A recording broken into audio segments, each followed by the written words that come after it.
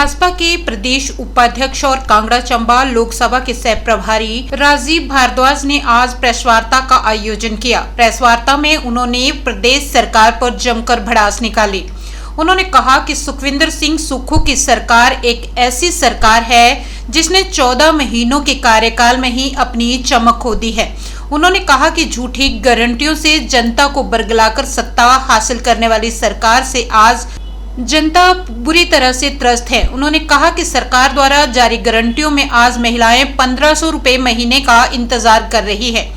किसान 100 रुपए लीटर दूध बेचने और 2 रुपए किलो गोबर बेचने का इंतजार कर रहे हैं। वहीं युवा स्टार्टअप योजना में रोजगार पाने के ख्वाब देख रहा है। वहीं 300 यूनिट बिजली फ्री देने की गारंटी भी धरातल से कोसों दूर है। उन्होंने मौजूदा सरकार पर जुबानी हमला बोलते हुए कहा कि यह सरकार 14 महीनों में 14,000 करोड़ का कर्ज ले चुकी है। उन्होंने कहा कि कर्ज लेना कोई गुनाह नहीं है, लेकिन उस कर्ज से कौन से विकास कार्यों को अंजाम दिया गया है वो धरातल पर दिखने चाहिए, लेकिन सरकार कोई ऐसा काम नहीं कर पाई है जिससे कर्ज लेने की सार्थकता सिद्ध हो। उन्होंने बताया कि लगातार कर्ज लेने और सरकार और संगठन के बीच तलखी में यह सरकार अपने ही बोझ के नीचे दब जाएगी। आने वाले लोकसभा चुनावों को लेकर उन्होंने कहा कि प्रदेश की जनता कांग्रेस सरकार से पूरी तरह असंतुष्ट है, जिसका परिणाम लोकसभा चुनावों में देखने को मिलेगा। उन्होंने कहा कि भाजपा लोकसभा चुनावों के लिए पूरी तरह सजग है और प्रदेश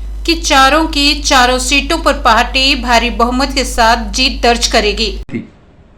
जयराम जी ने स्वर्गीय वीरभद्र सिंह जी से जब ये सत्ता संभाली थी, उन्होंने उस समय इस प्रदेश के ऊपर 47,809 करोड़ रुपए का कर्जा था। ये मैं आपको इसलिए बता रहा हूं कि कांग्रेस की जब जब सरकारें बनी, इस प्रदेश में नॉन प्लान्ड एक्सपेंडिचर इतना अधिक हुआ इस प्रदेश में कि कर्जे के बोझ के तले ये प्रदेश दबता चला गया। इतना कर्जा था। और आज श्रीमान सुखविंदर सिंह सुक्खू जी इस प्रदेश के मुख्यमंत्री हैं। जयराम जी ने 17,000 करोड़ का कर्जा लिया था 5 वर्षों में, और ये 14,000 करोड़ का कर्जा केवल 14 महीने में ले चुके हैं। और वो कर्ज कहां गया? प्रदेश में कहीं नजर नहीं आ रहा। कोई जनहित के काम में यदि कोई कर्जा लिया गया हो तो कोई बुरी बात नहीं, कहीं नजर नहीं आ रहा है। तो इतने कर्ज के बोझ के तले दबी हुई ये कांग्रेस, कर्ज के बोझ के तले दबी हुई ये सुखविंदर सिंह सुक्खू जी की सरकार, क्या ये 10 गारंटियां पूरी करेंगी? इसका अंदाजा आप लगा सकते हैं।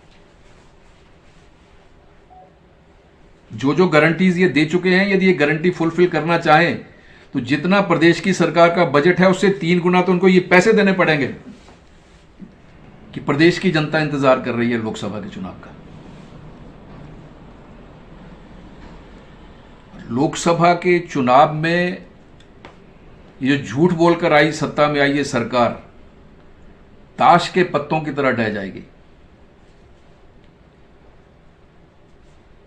चारों की चारों सीटें लोकसभा की बड़ी थंबिंग मेजॉरिटी के साथ इस प्रदेश में भारतीय जनता पार्टी आने वाली है, मैं पूरे विश्वास के साथ कह सकता हूं। और नरेंद्र मोदी जी का व्यक्तित्व, नरेंद्र मोदी जी की कमिटमेंट और मोदी की गारंटी, केवल इस पर पूरा देश और हिमाचल प्रदेश की जनता विश्वास करती है। मोदी 2 महीने में अपनी सरकार का रिपोर्ट कार्ड यदि किसी ने दिया है तो नरेंद्र भाई मोदी जी की सरकार है। और इतना जन समर्थन, इतना जन विश्वास, इतना जनता का स्नेह जो नरेंद्र भाई मोदी जी को मिला है वो अभूतपूर्व है, अविश्वसनीय है, ये मैं कह सकता हूं। लगता है ये 5 साल का कार्यकाल पूरा करेगी, या जो स्थिति आज बिहार की हुई है यहाँ कोई ऑपरेशन लोटस जैसा कोई हो सकता है? देखिए, हम लोग तो ये चाहते हैं कि सरकार, जनादेश मिला है इनको, प्रदेश की जनता ने कांग्रेस को 5 वर्ष के लिए सत्ता में बिठाया है और जनता चाहती है कि वो जनहित के काम करें, प्रदेश के हित में जो काम है वो करें, और हम विपक्ष के नाते भी ये चाहते हैं कि जनहित में काम करें और ये सरकार अपने 5 वर्ष पूरे करें।